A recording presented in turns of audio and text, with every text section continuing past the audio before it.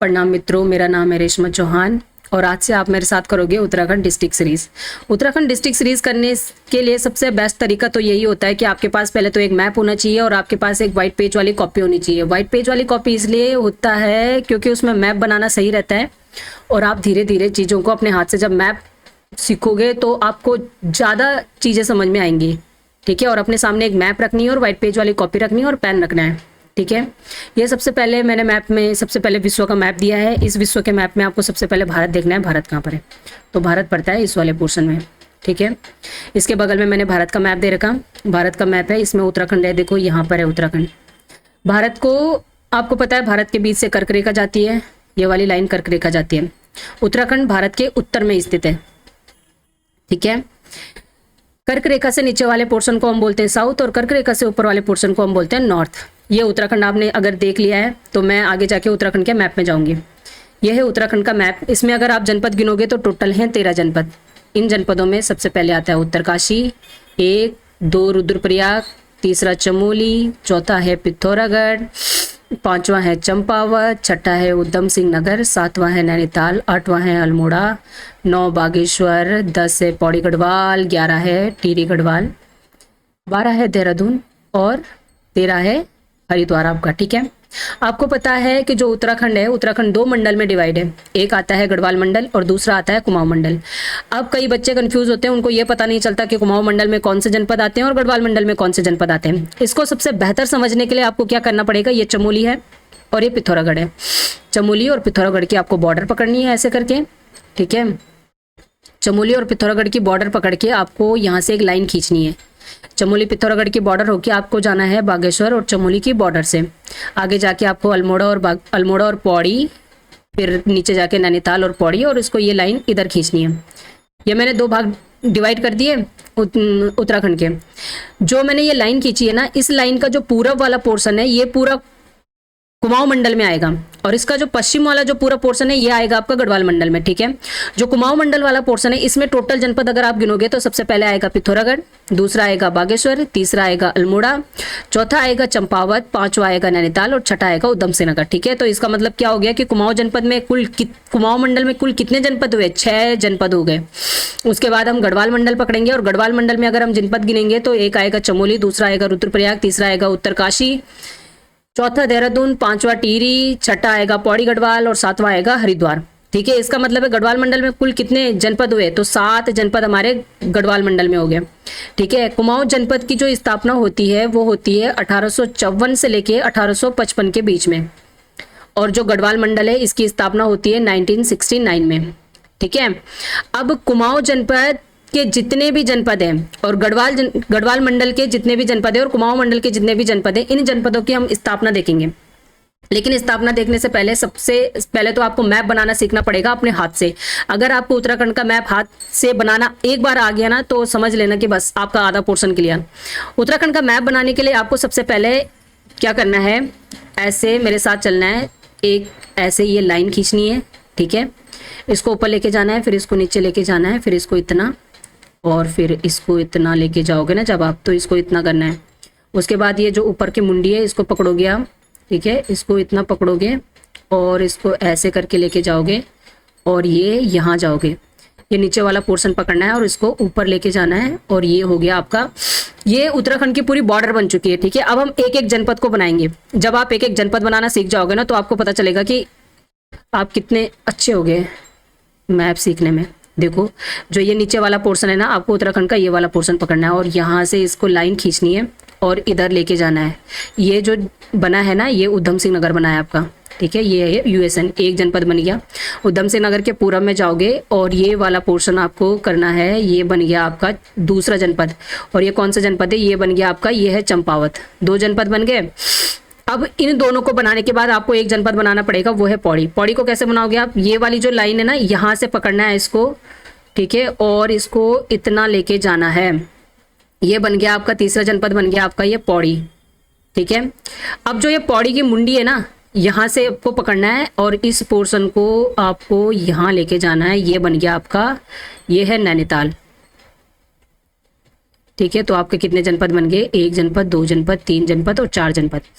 इन 4 जनपदों में ये फिर पौड़ी की मुंडी पकड़नी है और इसको फिर लेके जाना है आपको चंपावत में, और ये बन गया आपका अल्मोड़ा।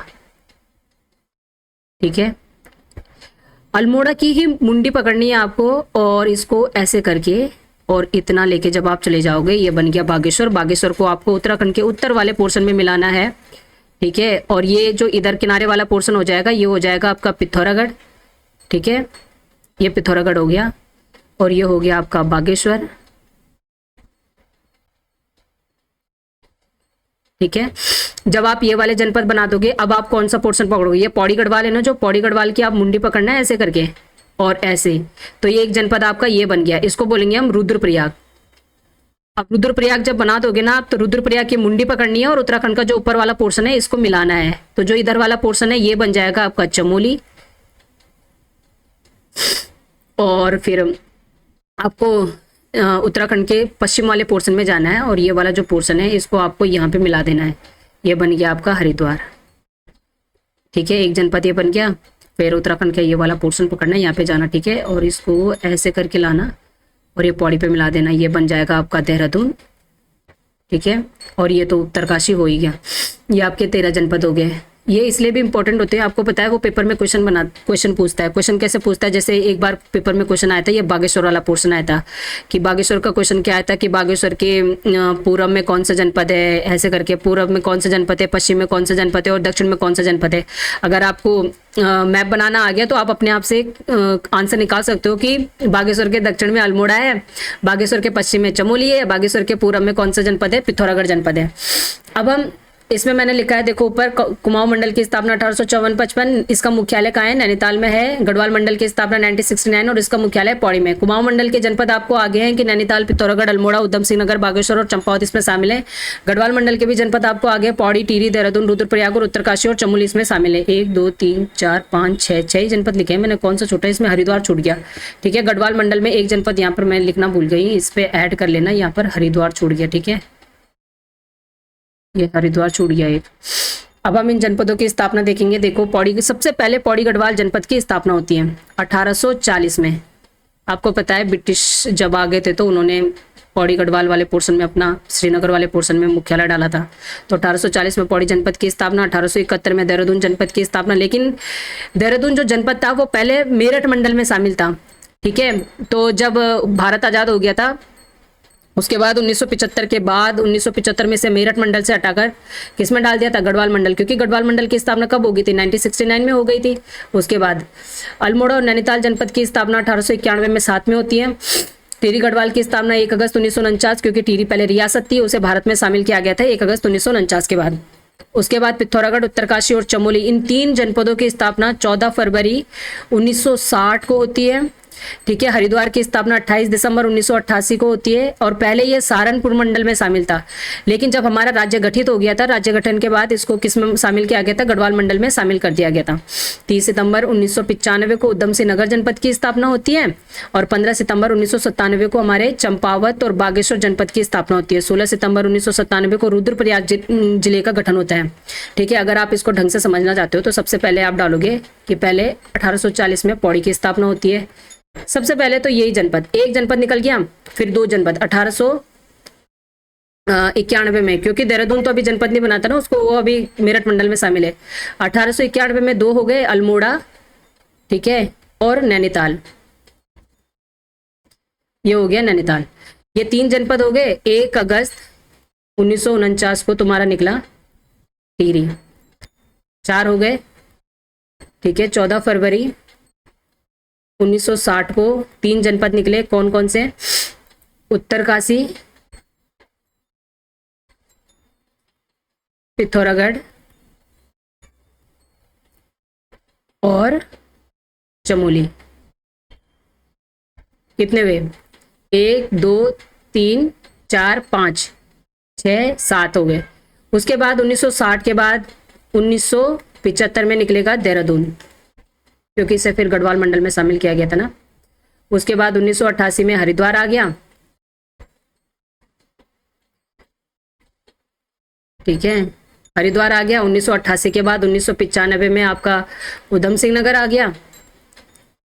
ठीक है, 1997 में आपके 3 जनपद निकलते हैं, RCB से याद कर रखा है मैंने, तो आप रॉयल चैलेंजर बेंगलोर मत समझना, इसका मतलब है रुद्रप्रयाग, चंपावत और बागेश्वर। ये हमारे टोटल हो गए 13 जनपद।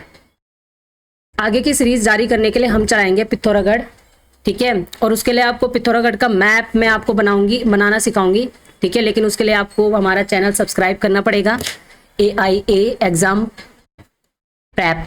धन्यवाद दोस्तों।